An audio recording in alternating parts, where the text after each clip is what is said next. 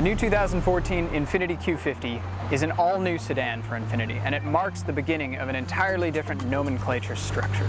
So, all of the models will be named Q.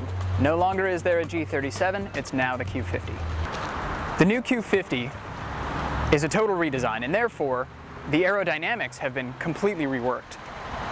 This car has spent a tremendous amount of time in the wind tunnel, and as a result, the coefficient of drag has been lowered to 0.26. That means two things: quieter ride and better fuel efficiency.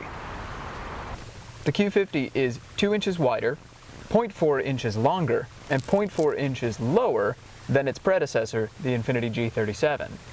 However, the Infiniti engineers have figured out how to put an additional 3.5 cubic feet of interior volume inside this car, represented by this cardboard box.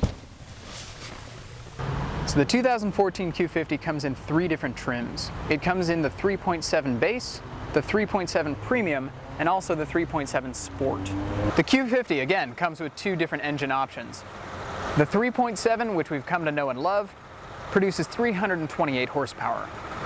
The 3.5 liter direct hybrid, as an option of course, provides upwards of 360 net horsepower. One thing about the Q50 that has definitely been simplified are the options on the car. They've been grouped into much more clear packages. So things like Technology Package and Deluxe Touring have components that make more sense. This is helpful with the new base, premium, sport trim nomenclature. Infiniti is a brand that is redesigning itself, and part of that design is its design language. The double arch grille is a signature element for the Infiniti Q50. You can definitely tell when you see it coming down the road. Also part of that new design are the new LED headlights. Not just LED daytimes, but full LEDs. The Q50 is certainly much more athletic than the G37 was, and includes these signature design elements, as you can see on the C-pillar. The sport trim on the Q50 includes a new front fascia, which is much more aggressive, new wheels, a sport-tuned suspension, and paddle shifters behind the steering wheel, crisp new LED taillights, and new LED rear backup lights round out the clean finish of the Q50's trunk. Inside, the trunk is ample. It measures about 42 inches wide, about 39 inches deep, and 17 or 18 inches high. Now, under this storage deck is a spare tire. The spare tire is an option.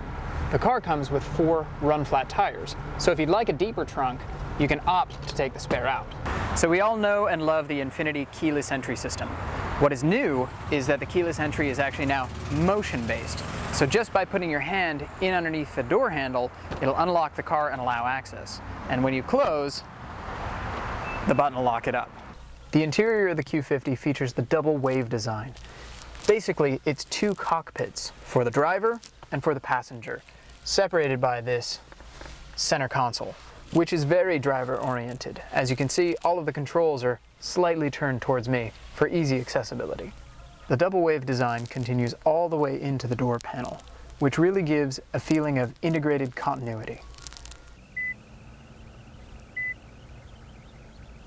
The new Infiniti InTouch system integrates 2 touchscreens, an upper touchscreen and a lower touchscreen, that work together.